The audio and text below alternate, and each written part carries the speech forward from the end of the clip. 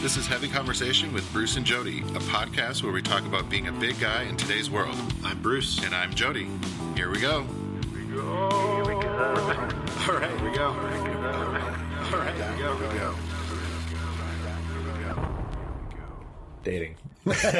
So dating while fat today on Heavy Conversation is what we're going to be talking about. I've dated and I'm fat, so I think I'm kind of chubby and I've dated too. Well, I think there's a lot of experience that we can share here, and I think there are a lot of, like everything, I think there are a lot of myths around what it is to be a bigger person and to date or to even have that opportunity. Mm-hmm. You know, there are definitely these ideas, and I think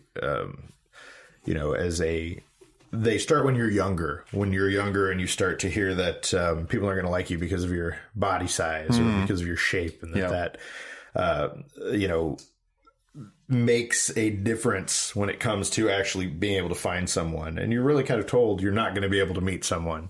And that is totally wrong. Totally wrong. Yeah. I've met someone fabulous and amazing. Yes. So I have a long-term partner right now. Same. Yeah. I am married and have a lovely wife, and that has been amazing. It worked out. So it worked out. We're still together. Yep. Yeah. Yeah. So in case anyone didn't catch that, I'm gay. I'm raising my hand over here. It's Pride Month over here. I don't know when this is going to come out, but it is Pride Month. That's right. Happy Pride, everyone. Happy Pride. So that was a big thing for me is, coming out was a big thing. Mm-hmm. And then coming out as a bigger person too was like another sort of coming out, like you don't know where you belong when you first come out sometimes. And finding the bear community was a big thing for me, like finding other people that were like me and other people that liked bigger bodies, and finding that community was a big help for my dating life, Sure. Like just feeling more comfortable in my body was a huge advantage. So kind of knowing, like finding your identity and knowing who you are and what you want and that kind of thing. Yeah. I mean, when I came out, it was like, okay, I figured that part out. Okay, now what do I, beyond just I like men, what do I like, Right. Who, what, so getting to know bears and cubs and otters and the whole zoo of characters that we could probably talk about in another episode. We're gonna have to, because I only know a couple of those, so I'm curious what an otter is. Yes. So that could be another episode. Perfect. Yes. One of the other things that I think, and this isn't just unique to plus size people, but a lot of people have this idea that, especially when you're looking at dating or when you meet someone and it doesn't work out, that there are only a few options out there, that there's maybe one person for you. And I don't believe that. I think that there are a lot of people out there. Mm-hmm. There are a lot of opportunities to meet people, to have interactions of all different kinds, and to really get out there. And I think, I don't know, full disclosure, I've been married before. So, after my first marriage, I was really at this point where I was just like, okay, this sucks. What do I do? How do I get back out there and start dating again? Yeah. And realizing that, at that time I had a very specific idea of what dating was. And I felt like it was a numbers game. Oh yeah. And I mean, really, if you take the emotion out, if you take the emotion out, it basically is. There are a ton of people out there. And if you're going out there and you are specifically trying to meet someone that you want to be with, to be the one, then you have to meet a lot of people and you have to go through a lot of experiences. Yeah, you have to kiss a lot of frogs and to find your prince, princess. Right. Whatever. Yes. Or be the prince or princess. Right. Should we open these adult beverages? We're talking about dating. We're going to open up this fabulous can of Keystone Light. This is some unique. Yes, this is a microbrew out of Colorado. Colorado. Yes. Oh, you going to crack that? Yep. Oh, I might break it now. Oh, yeah. I think I've seen this. Yes. In the grocers. I don't know. This feels appropriate for dating, Yeah. Start at the Keystone Light. Right. Maybe dating when you're young. The college years of dating. Keystone Light dates. Right. So, you run into these challenges when you're dating as a bigger person. Just being comfortable with your body, number one, and worrying, whether or not people are actually going to care about that. And I don't know. I think that is, yes, looks are important. I mean, everybody has an idea of what they like and what they don't like. So we can't say looks aren't important. It's all about your personality because you click with certain people and other people you don't. Yep. And it's the same way. Everybody has preferences. Yep. So it's a matter of, getting in front of the right people and being seen. And I think the internet has certainly made that a lot easier. Yeah, but I do think it is more than just the looks. I mean, it is, personality goes a long way. If there's that, that gorgeous whatever person over there. Right. And then as soon as they open their mouth, you're like, meh, meh. Okay. They're just cute to look at maybe, but. And we've all dated that person or run into that person who you think. Yeah, okay, I could do this. And then, okay, can you just, don't talk. Please. Just let me look at you. Just let me look at you. Right. Yeah. But yeah, I think, the personality, like having a good time and, being your true self is really important. Like not trying to hide your weight. Right. I don't think that's going to help you in any way. You know, I mean, a lot of people I think are dating online or, finding people online more. So I don't want you to, just take a self, a face pic and just that's it, or those landscape pictures, or don't pictures of your cat or whatever. Right. Don't do the helicopter selfie where you've got the camera up above you and think that is going to work. Don't try to be something you're not. Because, don't start the whole thing in a lie. Right. If you're a bigger person, that they're going to see that when they see you, and you want to go into this with everything open and honest, and just kind of go from there. Being your true self, I think, is. That's going to get you a lot further than this fake picture, Way back when I was dating, I really just kind of decided that I wasn't going to worry about that. I really just kind of wanted to date, to do it, to meet people and just have that experience and just get out there. And, like I said, it was a numbers game. So that was the thing that I was really thinking about was, meeting people and, going through this process over and over. And I think maybe I was thinking about it a little too clinically at the time. Yeah. But I kind of had to go through that phase and, figure out what I wanted and what I wanted to take out of that. So I don't know. Yeah. And I met my partner through a mutual friend. So, even that is a big thing, like the online dating is a big thing. Sure.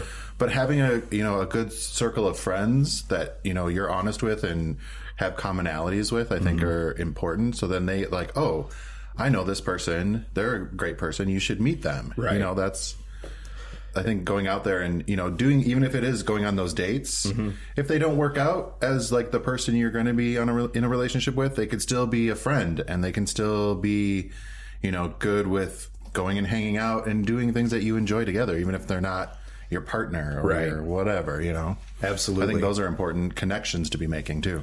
I met my wife online and we talked for a couple weeks and then decided that we wanted to have a date, that we wanted to meet up. And she's like, well, I'm going to bring some friends, which, absolutely makes sense. First time meeting, safety first. So I brought one of my friends and she brought 16 of hers. Oh. And so it was like, it was like an entire party of people came into the bar. Yeah.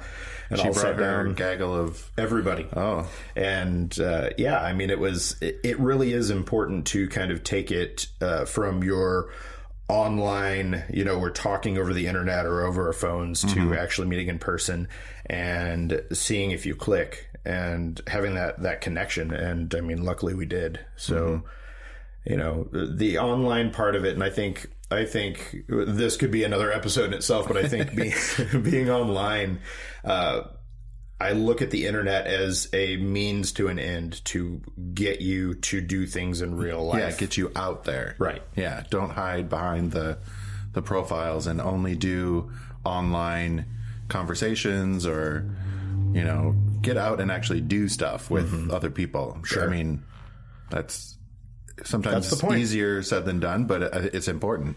It is, and it's okay to be nervous and to be afraid to get out there, but when you do it, you can see a great return. Yeah. And even if, and like you said, it's a numbers game. You have to continue to do it. You can't just go out there once and put all that pressure on that one meeting, and then whatever way it goes, right, you just keep going, do another one. And even if you fail miserably the first time, you go back out and do it again. Yeah, and you just learn get better from at it. You're like, oh, okay, well, maybe I won't talk about.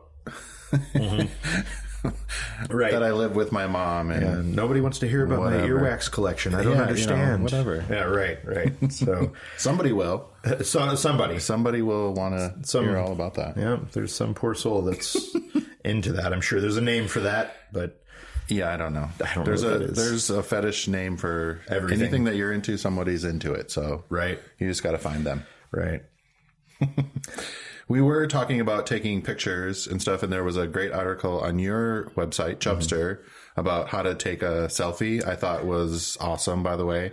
I've shared it with many a friend about like, hey, why don't you? This article is really great. You should read it. Yes. Like, wink, wink, nudge, nudge. Like, learn how to take a picture. Please, sir, don't take a picture in front of your toilet. Yeah. Ever Do again. you not understand that there's a really dirty room behind you and that I'm judging you because of that? Yes. Or something embarrassing on your dresser, maybe? I don't know. Right. There are a lot of things like that you can do to really, increase your chances and pull things together and make people see the best version of you while still being honest, obviously. Yeah. But still, like, have a fun background and don't do it in the bathroom. Right. Unless it's a really cool bathroom at the club or something, maybe. I don't know. Yes. I was at Starbucks the other day and the lighting was really great in the bathroom, and I thought about it for a second. I was like, this is really good lighting in here. I didn't. Well, maybe I took a couple, but they didn't turn out. But anyways. I've been trying to stay away from selfies. I've been, it's easy to get sucked in. Yeah, my arm. I always, like, all my pictures are, like, from this weird angle. Like, I'm right-handed, so they always come out with like. What are those sticks? Are they selfie sticks? Selfie sticks, yeah. Maybe that's the. But your iPhone has a timer that will take pictures. It does. Or I don't know. Androids probably do too. I don't know, but that's true. I'm an iPhone person, so you set it on a thing, and then it might take a couple times to get it right, but yeah, they take way better pictures. It seems like you could get into when you're taking a selfie. You're holding it out, and there's a certain look. Duck lips. No duck lips. Sorry. Right. Continue. There is a certain way that you look, and I would imagine with a selfie stick that you would get something similar, a similar kind of. That's. I think everyone always does like looking up. Thing. Because they're concerned with all their chins. And, that's what my beard is for. Right. It hides the other chin. Yes. So if they're under there. If a beard is an option for you, then there you go. Hides the chins. It's perfect. But don't be afraid to get those chins out there if you have them and a beard is not an option. Chin love. Yeah. It's good. Jiggle love, chin love, all that. Yeah. I don't know.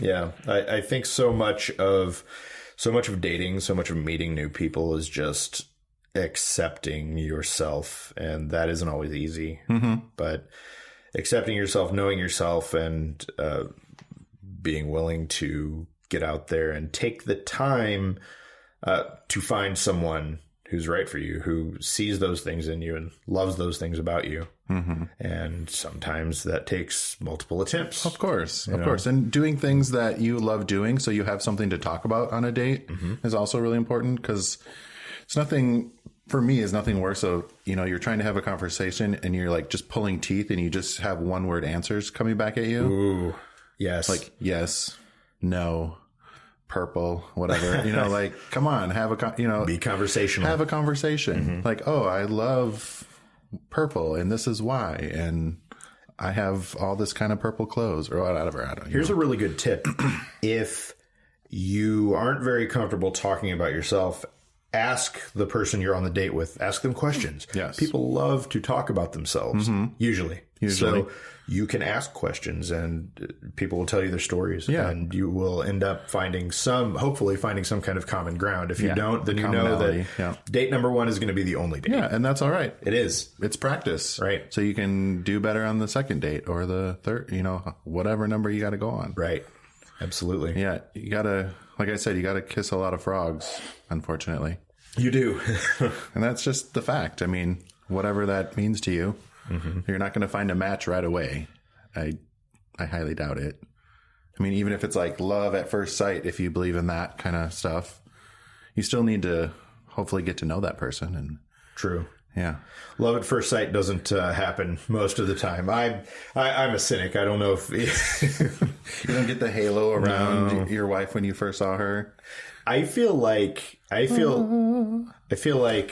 those kind of things build, over time as you're in a relationship that, if you're doing it right, you fall more in love as time goes on, and you fall in love with all their things that used to annoy you. Right. Like not putting dishes in the dishwasher or whatever. All those things. And you start to... He's shaking his head over that. Whatever. But it's not like the movies. No, it's not. Those are so unrealistic, they're giving you unrealistic expectations of how dating and relationships or life in general goes. Sure. You don't have the perfect date and then, you're married and kids or whatever you are wanting to do. Like, right. I don't know. I sometimes get angry at those rom-coms or whatever, I'm like, they just met. Sure. And then the next scene they have a wedding and I'm just like, wait, where was all the crazy dating and the them coming, not liking them and then coming back and then, oh, I did really like this person and I just needed I want some more realistic movies. Social media and news kind of exacerbate that in a lot of ways. You'll see things where, people are putting their best faces on for social media. So their highlight reel. Totally. When they're talking about relationships that they are in and showing how great that is, it's the highlight reel. And that's they don't want to post about the fight that they had or the disagreements or the whatever. It's only, oh, look how pretty we are and look at what we're doing and right. Look how romantic we are and we're the perfect couple. And you're like, no, you're not. It's not realistic. It's not real. Come on. And you have to be okay with that if you want to get into a relationship long term. It is not going to be this fairy tale thing. You take the good with the bad and you make that work and you grow from those things and you find how you fit together. Yeah. And everyone has their, relationships mean different things to different people. It could be, a long-term monogamous relationship that, whatever, or it can be an open relationship or there's what is it? I was going to say threesome thing, but where there's three people in the relationships, whatever, everyone has, a poly relationship. There we go. I was like, what is the word for that? All of a sudden it slipped out of my mind. Thank you, judges. But, it doesn't have to be this, the stereotypical, what everyone sees on movies relationship. Whatever relationship works for you is the one that you should be in. And that comes down to negotiation with your partner, like what rules we have, what we want. The big point here, the main point is be open or know exactly what you want and take nothing less. Yeah. Know what you want. Yeah. And then go out there and start dating and trying to find it. If you're very rigid in what you want, that will narrow things down considerably, which could be a good or a bad thing depending on what you want. I think the online thing has started showing more signs of like discrimination, the like no fats, no femmes, no Asians, all that stuff. Really just, why are you saying no to everything? Sure.